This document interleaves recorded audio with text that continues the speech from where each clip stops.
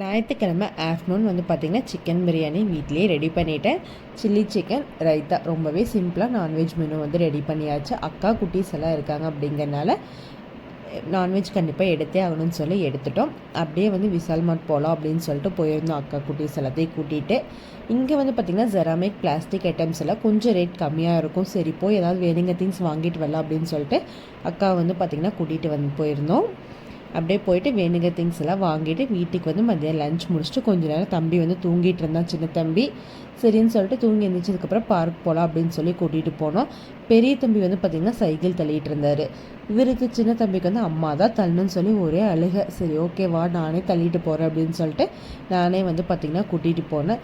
இவங்க பண்ணுற அட்டூழியம் கொஞ்சம் அதிகமாக ஆயிடுச்சு. சரி வா அப்படின்னு சொல்லிட்டு பார்க்குக்கு போனேன். கொஞ்சம் கூட பயம் இல்லாமல் எப்படி மேலே ஏறன்னு பாருங்களேன். பாப்பால இந்த ஸ்டேஜில் ரொம்பவே பயந்தா. உங்கள் வீட்டு குட்டீஸ் எப்படி?